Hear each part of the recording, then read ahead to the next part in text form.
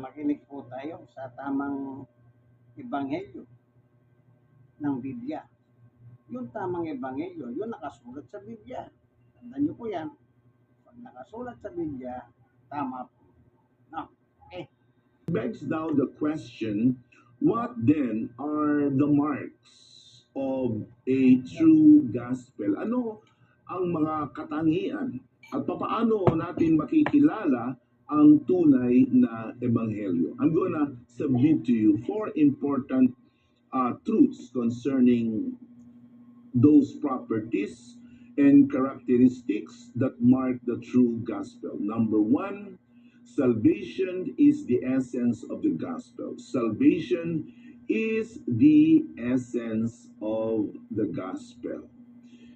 The gospel of Jesus Christ is about the greatest issue that man must understand, and that is the state of his soul. The gospel of Jesus Christ is not meant to simply make you successful.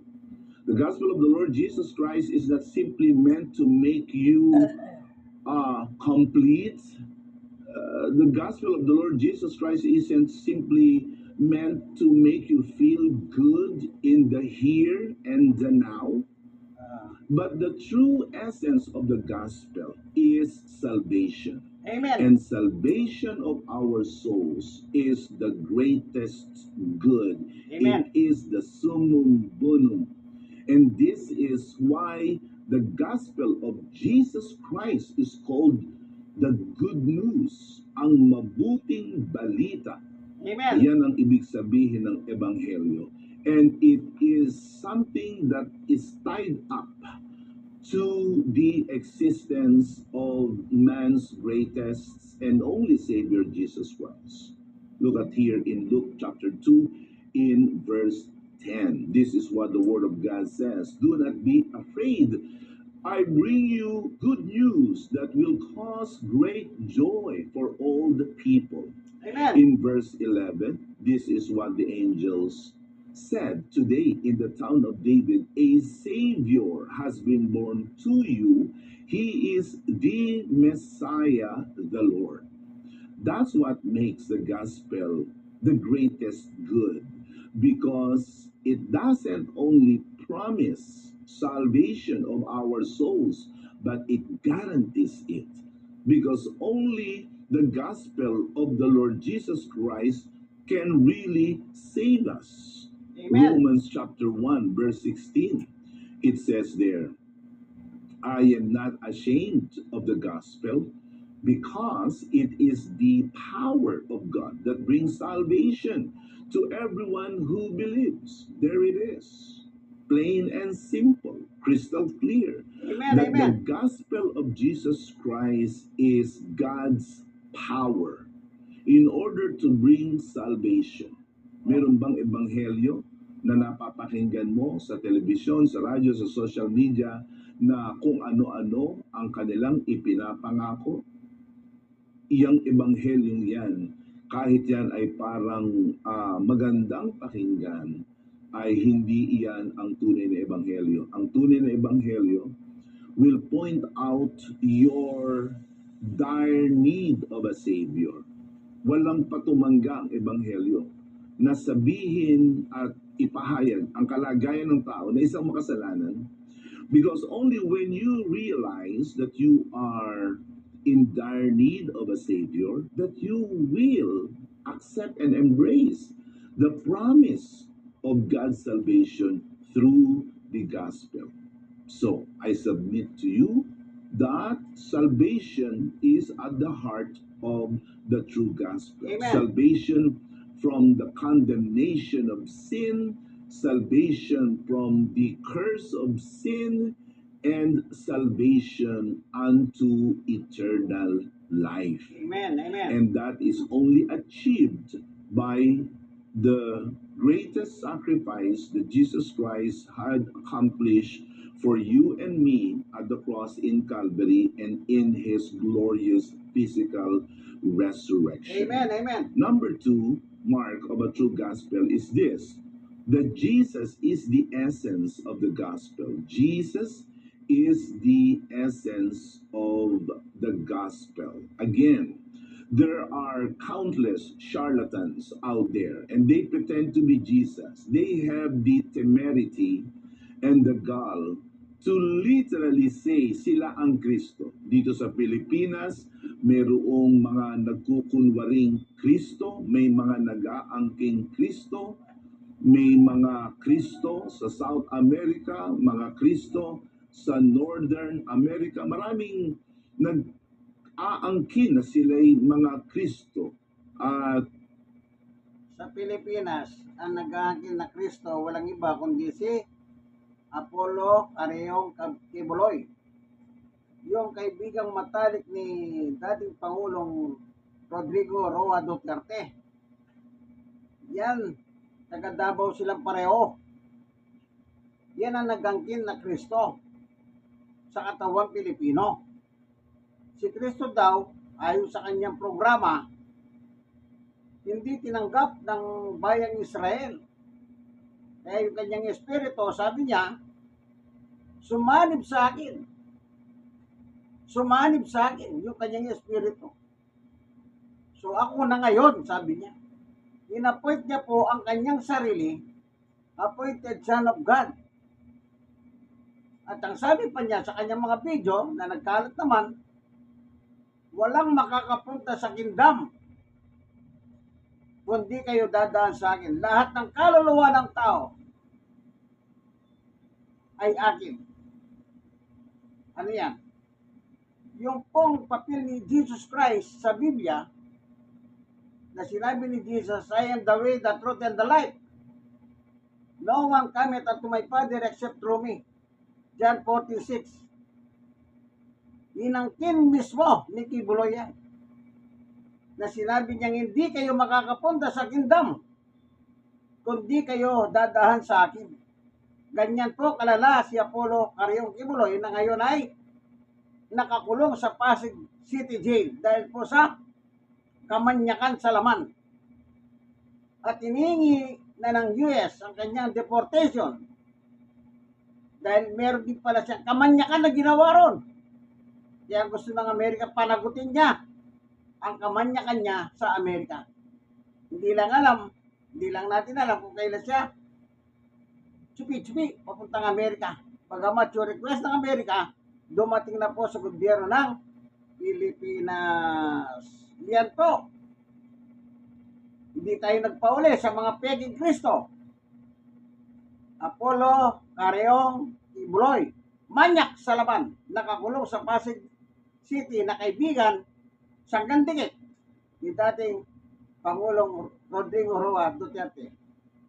sa South America, mga Kristo sa Northern America, maraming nag-aangkin na sila'y mga Kristo. At bagamat sila'y nakakatawa, subalit sila'y mapanganib din sapagkat sila ay dumaraya sa maraming mga tao. And even Jesus Christ himself had cautioned us about the prevalence and the emergence of this spiritual charlatans and false Christs. Here in Matthew 24:23 and 24, it says there, at that time, if anyone says to you, look, here is the Messiah, or there he is, do not believe it. In verse 24, for false messiahs and false prophets will appear, perform great signs and wonders to deceive, if possible, even the elect. Maliwanag ang sabi ng Panginoong Yesus, huwag maniwala sa mga nagpapanggap na Kristo. Huwag maniwala. Lalo ka na, ang dami na paniwala ni Kibuloy sa Pilipinas at abroad. At tayo magagawa. Hindi pa nila alam ang buong katotohanan. Pero ngayon na alaman na nila yung katotohanan, palagay ko, sumabog ng mga yan.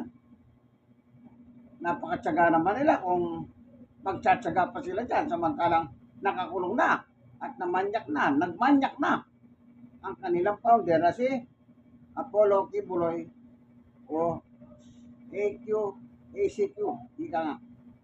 will appear, perform great signs and wonders to deceive, if possible, even the elects.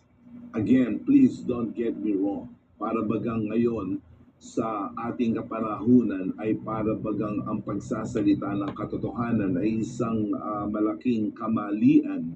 At huwag niyo pong ituturing na kaaway ang nagsasabi ng katotohanan. Rather, we must at the very least respect them, because Amen. at least they have the boldness to say what many are afraid to say. And here he at oras ng katotohanan, Amen, we amen. simply preach to you what the Word of God says. And this is what the Word of God is saying, that not everyone out there is of God and from God, because there are spiritual pretenders and spiritual conmen, and they are charlatans, nagpapanggap na Kristo, nagpapanggap ng mga mangangaral ng Diyos, subalit sila naman ay hindi tunay na mangangaral. Subalit, ang tunay na ebanghelyo ay ang dala niya ay ang tunay na Kristo. And the real Jesus is none other than the very Son of God, Jesus the Christ, who lived more than 2,000 years ago in Israel. The Amen. whole Bible speaks about Jesus Christ as the Son of God. John chapter 20, verse 31, these things have been written that you may believe that Jesus is the Christ, and that by believing in him, you may have life in his name. The real Jesus came from the Father God. He is not the Father, but he is the only begotten Son of the Father. Amen. He took upon himself humanity. That's why here on earth, he was a man for being the Son of Man, and he was actually God for being the Son of God. Yan ang tunay na kalagayan ng ating Panginoong Jesus. Siya Amen. ay nagkatawang tao, kaya siya'y nasumpungang tao. Subalit Amen. bago siya magkatawang tao, siya ay nasa kaanyo ang Diyos, sapagkat siya'y anak ng Diyos. Amen. At dito sa lupa, siya'y nabuhay ng sakdal at dalisay at walang kasalanan. At dumating ang katakdaan ng panahon na siya ay namatay sa krus ng Kalbaryo para sa ating kaligtasan, at siya ay nabuhay na muli mula sa mga patay noong ikatlong araw, at ngayon siya'y nakaupo sa kanan ng ating Ama. Amen. At kanyang sinabi na siya'y paririto. Siya ang ulo ng tunay na iglesia ng ating Panginoon, at siya ngayon ang sinusunod at sinasamba ng tunay na mga alagad niya at ng bawat mga banal. Amen. Number 3 mark of the gospel is this: signs and wonders accompany the gospel. Signs and wonders accompany the gospel. In Hebrews chapter 2, verses 3 and 4, we read this: how shall we escape if we ignore so great a salvation? This salvation, remember that the gospel is about the salvation of our souls. And ganito ang sabi ng banal na kasulatan: this salvation which was first announced by the Lord was confirmed to us by those who heard him. In verse 4, it says there, God testified to it by signs, wonders, and various miracles, and by the gifts of the Holy Spirit distributed according to His will. Maliwanag na ang ebanghelyo ng Panginoon ay hindi lamang isang napakagandang salaysay, at hindi lamang isang masasabi nating patotoo patungkol sa ating Panginoong Jesus, kundi ang ebanghelyo ng Panginoon ay mayroong kaakibat na di mapapantayang kapangyarihan. That is what making the gospel different from many other so-called gospel. It is constantly accompanied by signs and wonders and miracles. Amen. In 1 Corinthians chapter 2, in verse 4, it says there, my message and my preaching were not with wise and persuasive words, but with a demonstration of the Spirit's power. Dito, inihahalin tulad ni Pablo ang kanyang mensahe. Walang iba kundi ang ebanghelyo ng ating Panginoon Jesus na kanyang tinanggap sa pamagitan ng isang pahayag. Kanyang inihahalin tulad ito sa mga mensahe noon na itinuturo ng mga tinatawag na mga Greek and Roman philosophers. Ang mga philosophies ng mga Greek, ng mga Romans were very cogent. They were very intellectually appealing, but there was something devoid of these Greek and Roman philosophies of their time. It wasn't accompanied by signs and wonders and miracles. In other words, God was not with that message.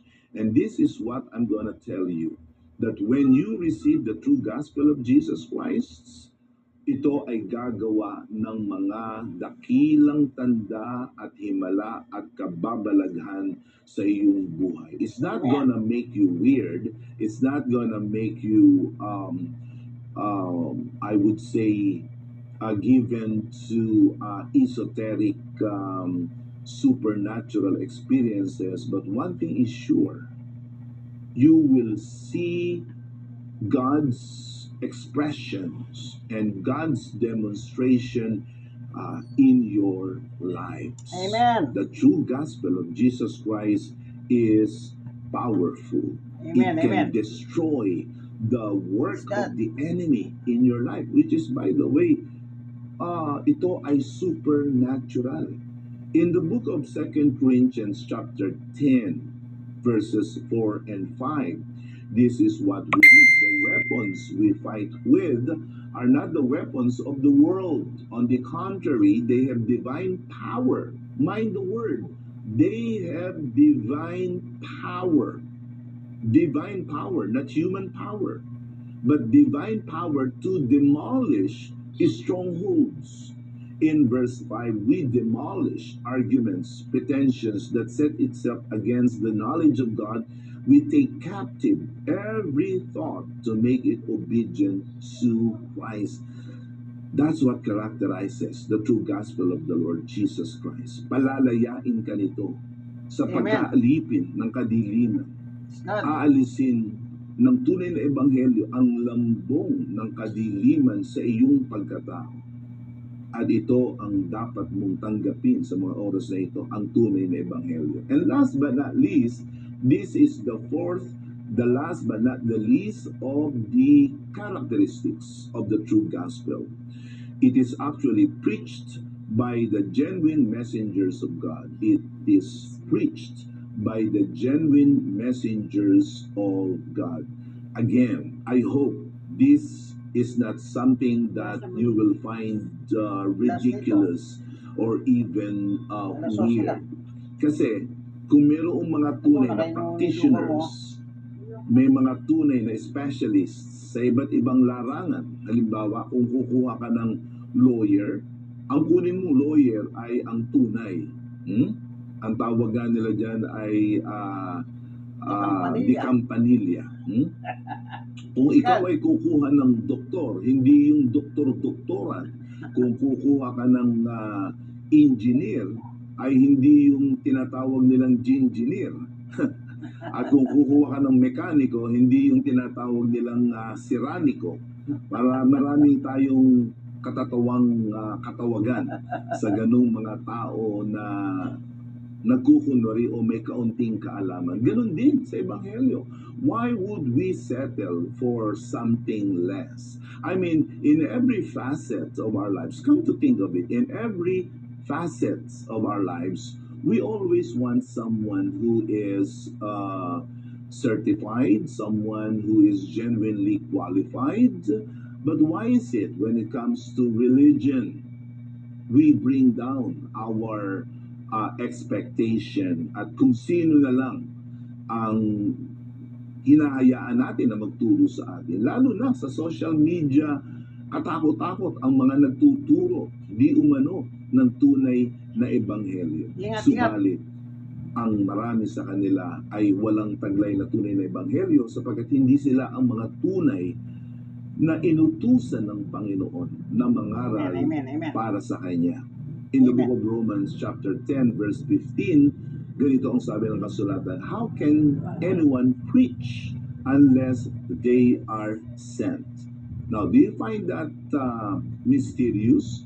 Okay, dali natin yan sa ating makabagong kalagayan. Sabihin na natin, doktor, paano sila makapaggagamot kung hindi naman sila doktor? Dali natin yan sa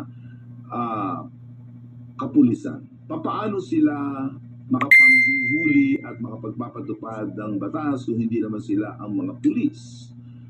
Dali natin yan sa pamumuno. Paano sila magiging tagapamahala kung hindi naman sila ang gobernador o mayor o presidente?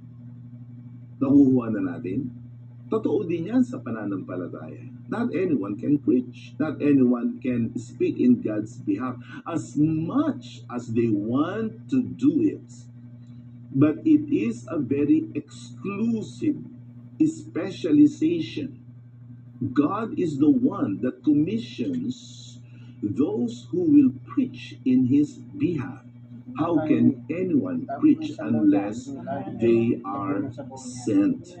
In the book of 2 Corinthians chapter 5 in verse 19, this is what the Word of God says. God was reconciling the world to Himself in Christ, not counting people's sins against them, and He has committed to us. He has committed to us. Merong pinagkatiwalaan ang Diyos ng mensahe ng pakikipagkasundo. Isa ito sa mga katawagan ng Ebanghelyo ng Panginoon.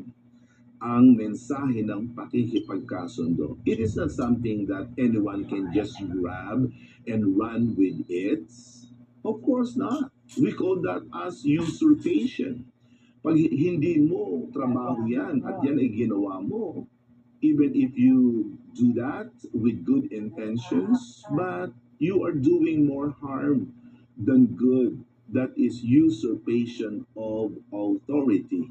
Kung yan ay totoo sa politics, totoo yan sa ibang aspeto ng buhay, totoo din yan sa pananampalataya. Not everyone can preach and not everyone must preach. Only those whom God has appointed. They are our leaders in the church, the sent ones of God, headed by the apostle. Yan ang ibig sabihin ng apostol, isinugo, sent by God. That's why another rendition of apostles are actually ambassadors. Ambassadors are not the presidents. They are simply appointed of the president to represent them in another country. Apostles are ambassadors of Christ. They have been entrusted with the gospel, such as what Paul said in 1 Thessalonians in chapter 2 in verse 4. It says there, on the contrary, we speak as those approved by God to be entrusted with the gospel. So, apostles have been entrusted with the gospel. Silang inutusang mangaral ng salita ng Diyos. Amen, Matthew amen. 28:19 and 20. That's why apostles are ambassadors of Christ. They are custodians of the Word of God, and they are trustees of the gospel. And at this moment, you are blessed, you are favored, because you are now receiving the true gospel of the Lord Jesus Christ. If you will accept the gospel of the Lord Jesus Christ and Jesus about his work at the cross and his glorious resurrection, you will be saved. Would you like to accept Jesus as Lord and Savior? In ending this exhortation, I'd like to guide you in this prayer. Shall we pray?